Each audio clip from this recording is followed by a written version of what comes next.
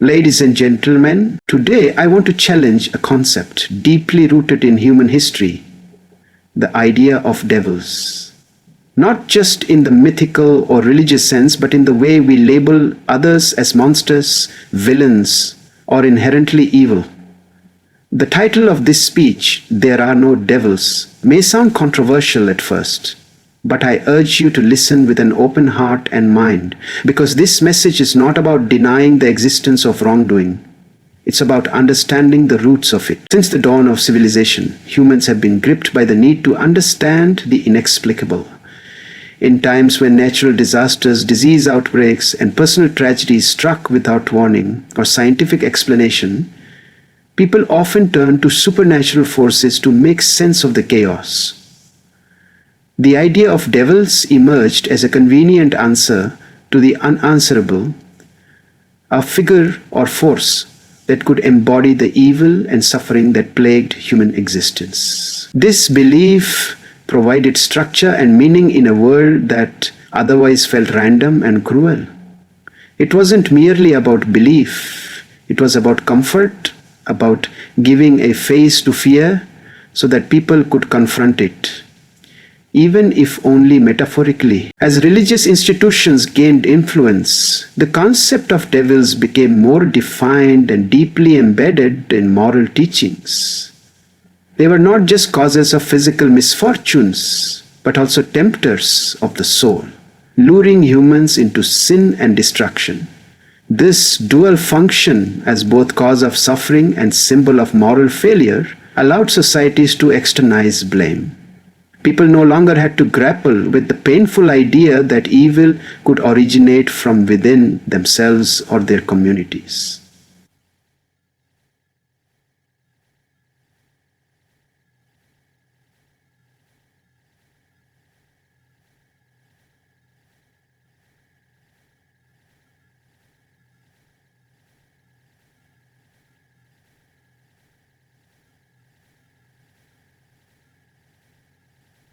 Instead, it became easier to assign it to an outside entity, something other than human.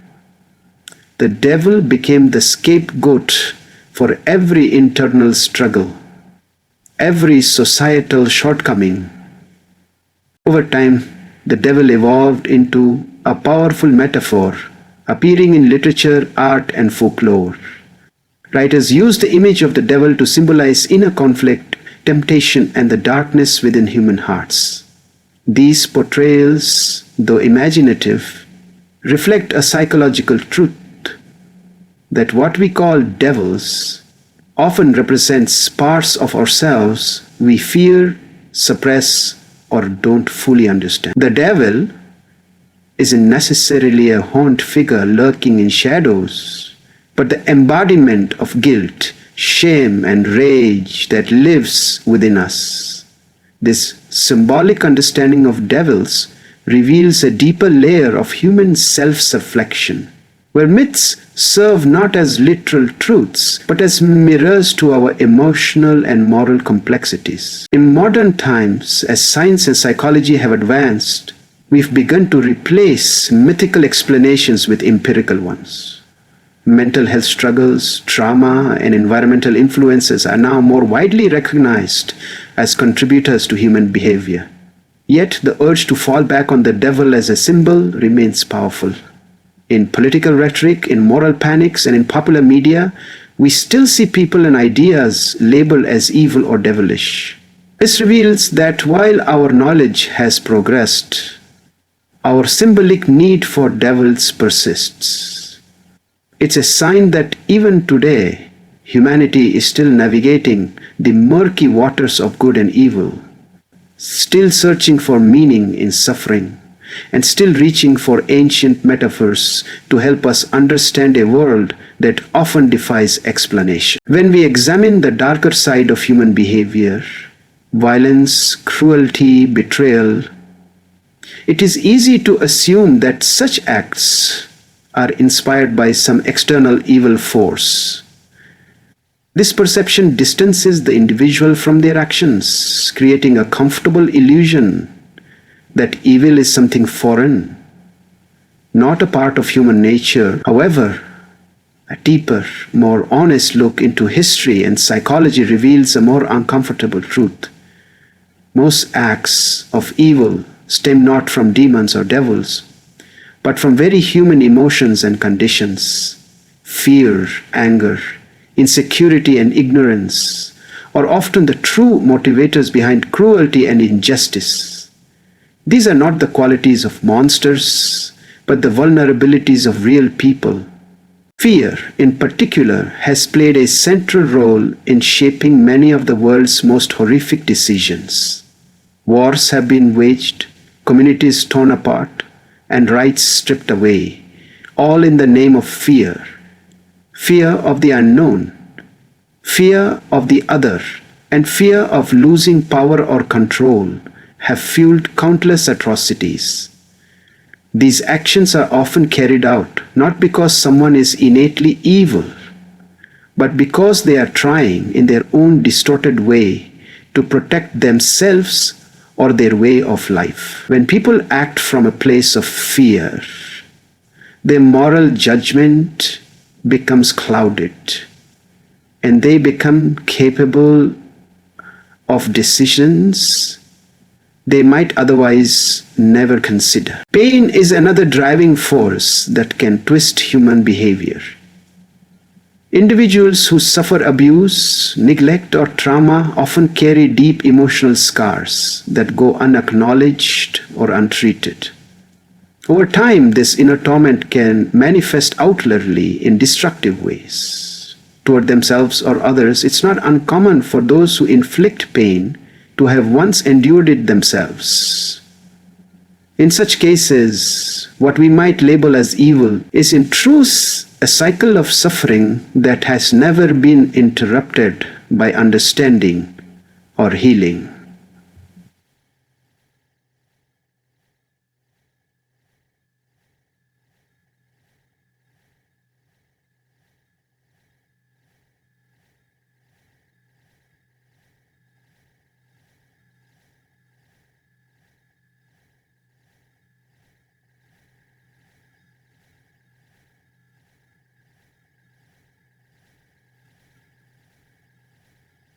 If society viewed pain not as weakness, but as a signal for help, being it in envy, it can. Ignorance too plays a silent yet powerful role in perpetuating harm.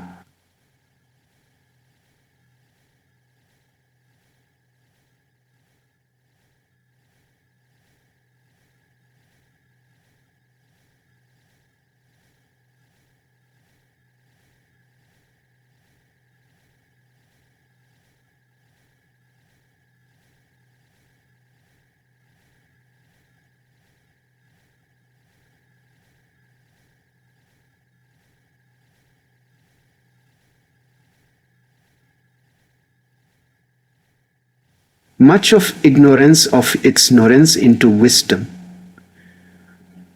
might not be the case because it is not as simple as it seems. Education, exposure, and dialogue can often transform such, but when left unchallenged, it hardens into ideology, and ideology, when weaponized, becomes one of the most dangerous forms of evil. Recognizing these human flaws as the real roots of wrongdoing helps us move toward solutions rather than scapegoating mythical forces. Key point 3. Labeling people as devils dehumanizes them and obstructs understanding, empathy, and rehabilitation. When we refer to someone as a devil, we are not simply using a figure of speech. We are making a profound psychological and moral decision. This label strips away the person's identity and complexity, reducing them to a single irredeemable symbol of evil. Such a characterization makes it easier to dismiss hate and even inflict punishment upon them without remorse. It turns a human being into a caricature of wickedness, someone supposedly beyond help or hope. By branding individuals in this way, we close the door to dialogue and reflection, shutting down the possibility of understanding what led them to act in harmful ways in the first place. Dehumanization is a dangerous process that often precedes violence and systemic injustice. History is filled with examples of societies that first demonize groups of people by race, religion, ideology, or nationality before justifying atrocities against them. When someone is no longer seen as fully human, compassion no longer feels necessary. They become the enemy, the threat, or the evil one in our collective imagination. This psychological distancing makes it easier to tolerate their suffering, or even to contribute to it. The term devil functions as a weaponized label, erasing the person underneath and replacing them with a simplified idea. Empathy is one of the strongest tools we possess to build a more just and compassionate world. But empathy cannot survive where dehumanization thrives. When we choose to see others as monsters, we remove ourselves from the responsibility of seeking to understand them. We block the path to rehabilitation, reconciliation, and forgiveness. Labeling someone as a devil discourages us from asking important questions. What shaped their beliefs? What pain are they carrying? What environments did they grow up in? These questions do not justify harmful behavior, but they help us see the full human story, a story that can inform better policies, more effective justice, and deeper societal healing. Furthermore, when we demonize others, we often blind ourselves to our own capacity for wrongdoing. It becomes easier to separate us from them, to believe that we could never act in similar ways. This moral superiority is comforting, but false. The truth is that we all contain light and shadow, and under certain circumstances, any human is capable of causing harm.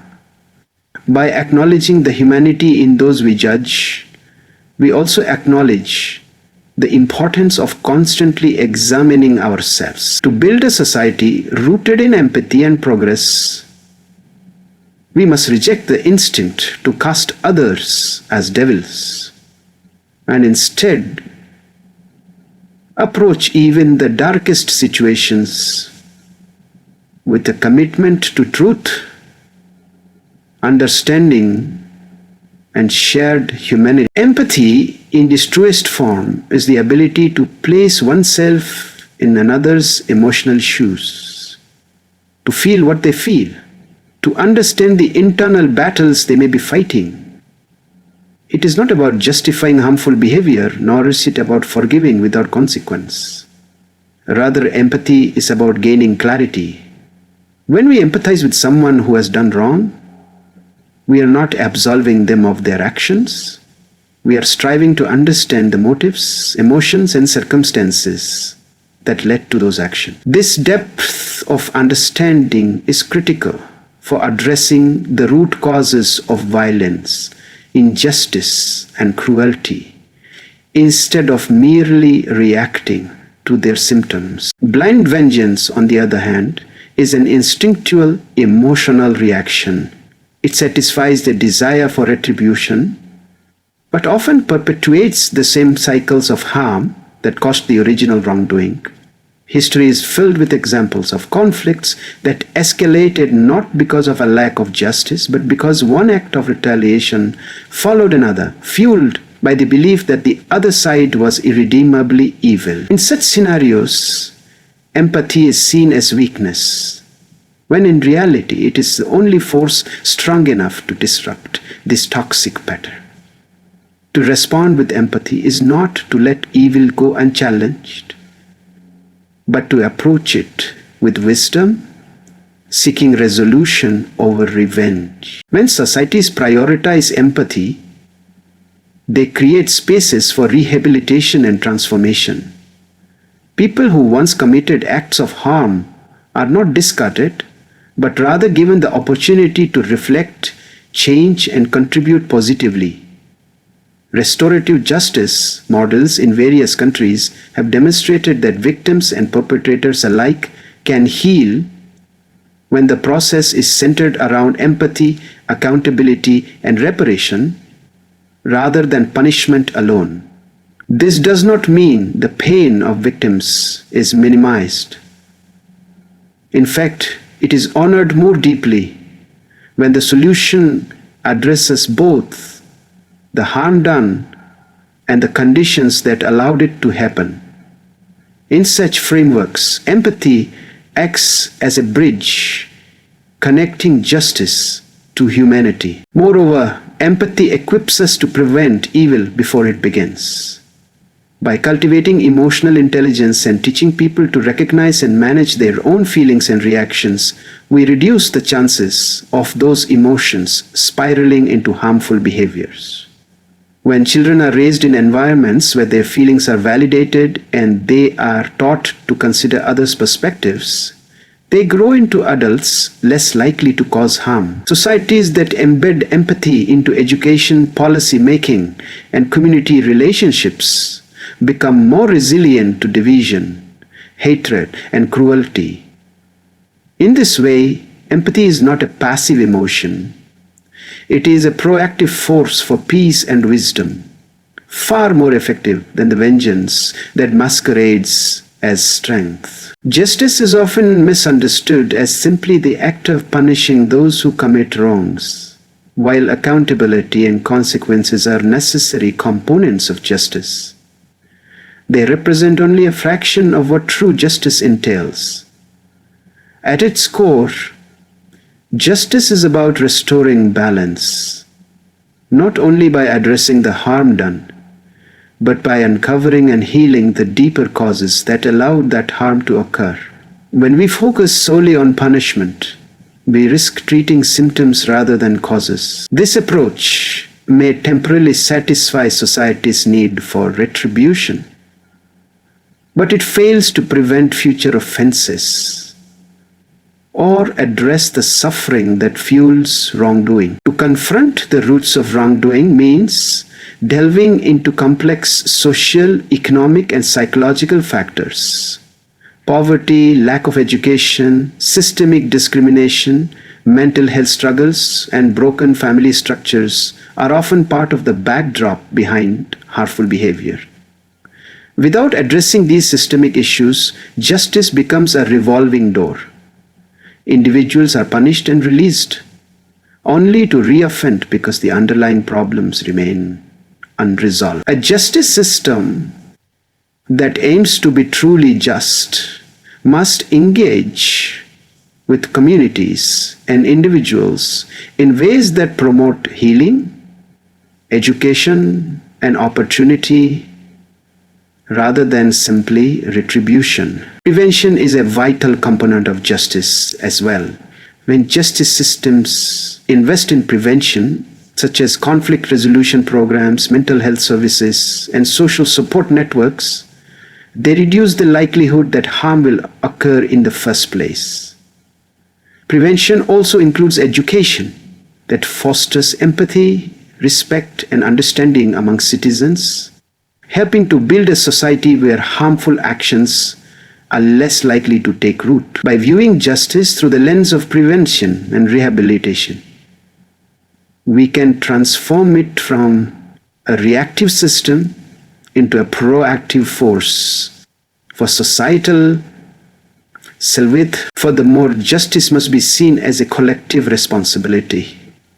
It involves not only judges, lawyers, and law enforcement, but also educators, community leaders, families, and each of us as members of society.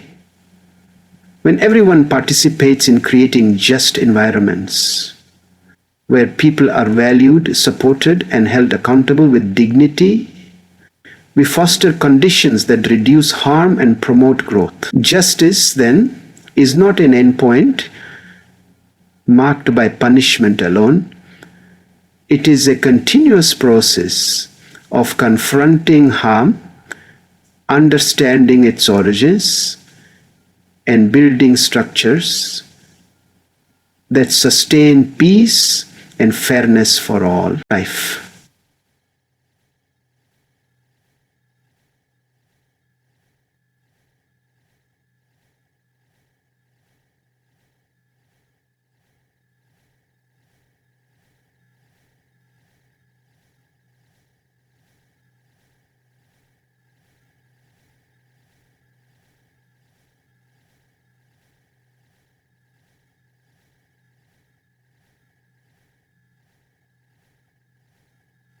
Recognition that people who truly understand complexity, when we take the time to truly understand this complexity, when we talk to the even life is recommit beyond that they are have experience. This deeper understanding fosters empathy and compassion, two essential ingredients for mending fractured relationships and communities. Fear often drives people to seek simple answers and quick condemnations.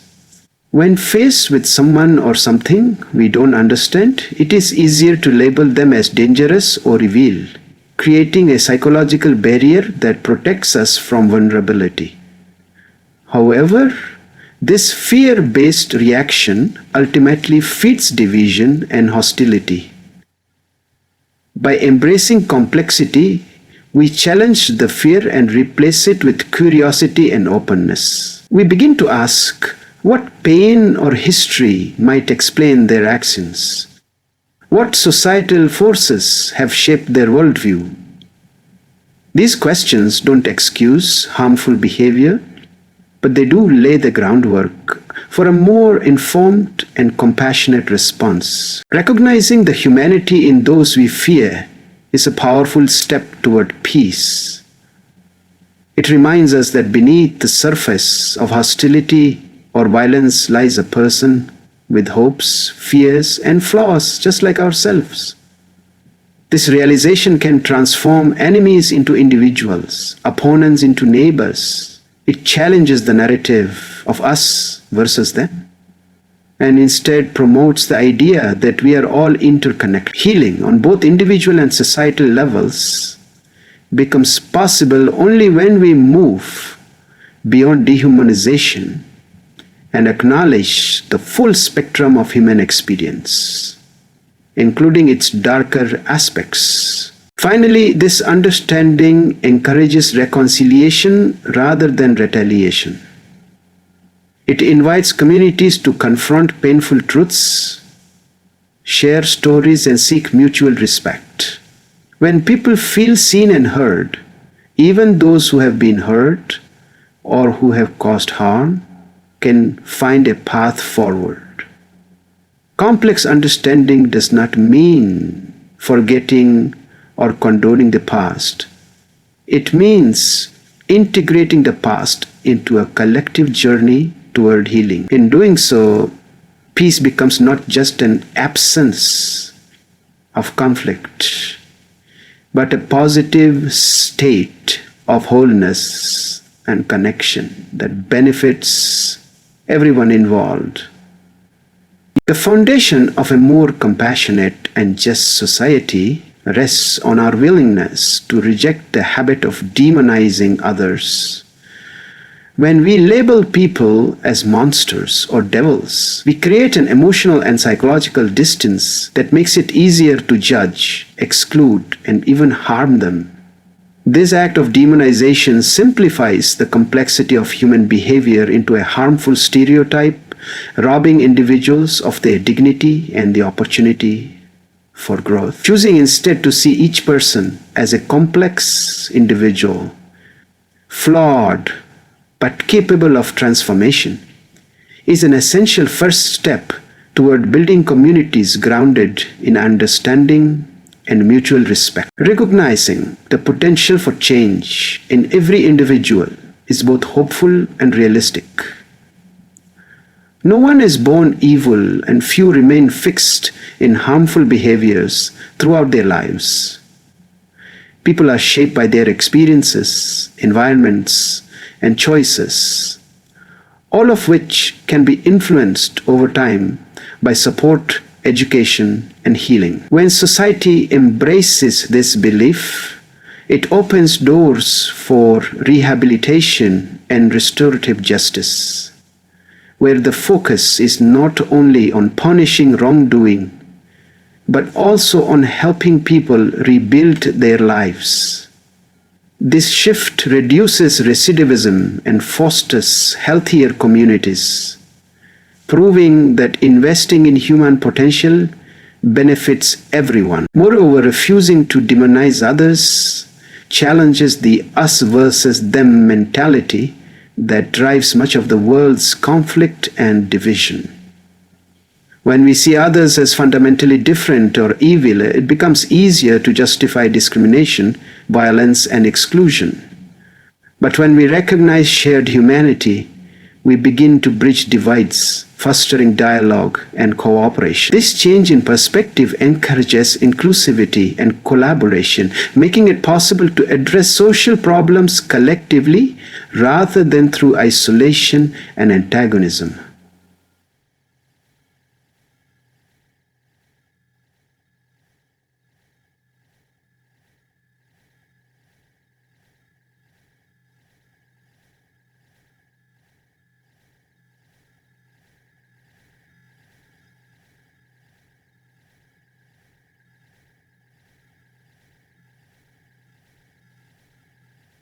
Probably. My daycare sweets time. Yekos dasta. Ni pilte. Krauda. Migote. Os ota katun. Katta. Finally, this approach calls on us to look inward and examine our own biases and judgments.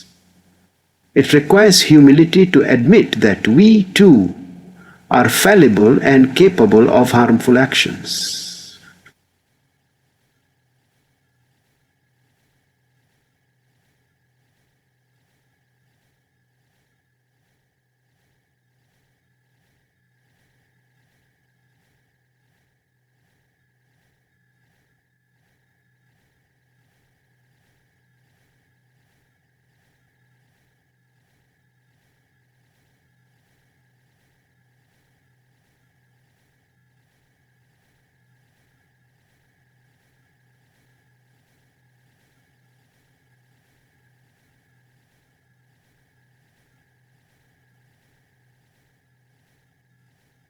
It is through this mutual recognition of human potential that we can break cycles of hatred and build lasting, meaningful change. In conclusion, the belief that there are no devils invites us to shift our perspective from fear and judgment to understanding and compassion.